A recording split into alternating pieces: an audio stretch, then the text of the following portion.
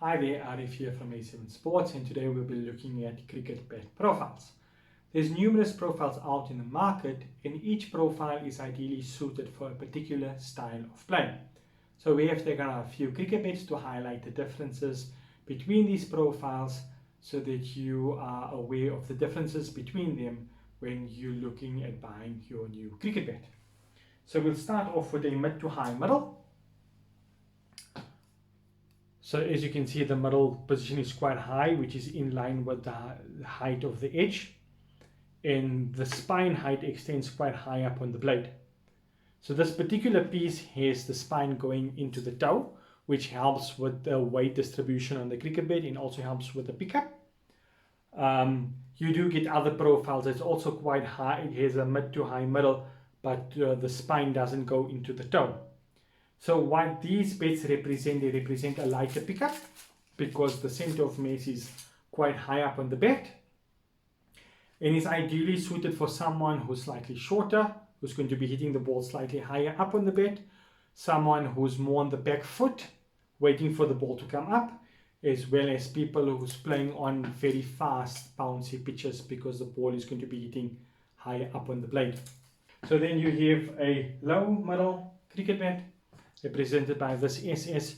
You can actually see the mass is quite low on the cricket bat, and these bats are ideally suited for someone who's taller, someone who's more aggressive, someone who's going to be hitting the ball earlier because they're going to be hitting the ball slightly lower down on the blade. It's also recommended for someone who's playing on very low bouncing tracks because the ball is not going to come higher up on the blade. When looking at these cricket bats, the pickup is they never ever lighter than they actually feel. That's mainly because the center of mass is quite low down. So now we have something called a mid to low profile. As you can see by this SF, where the center is high but it extends further down the blade. And what these bats are really good for is all round stroke play. So front foot, back foot, it really doesn't matter.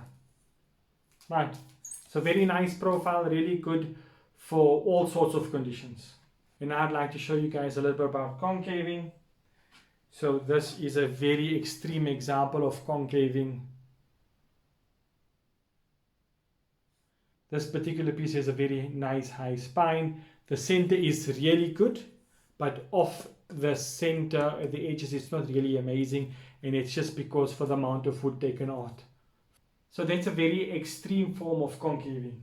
So this is a slight form of concaving. So you can actually see a little bit of wood is taken out from there. And on this particular piece, so little concaving is not a bad thing because it actually helps with the balance and pickup of the cricket bat. And in this particular example, it allows the edge profile to remain quite pronounced right throughout the hitting area. So this particular bat is just a monster with a slight concave. It's based on the Mahela Jayawardena profile, and I mean this is just an awesome piece of willow.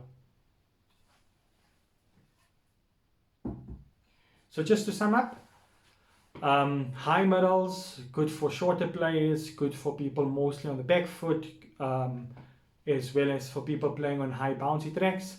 Low middles, ideally suited for taller individuals, people who are on the front foot, more for aggressive play, as well as guys playing on low bouncy tracks.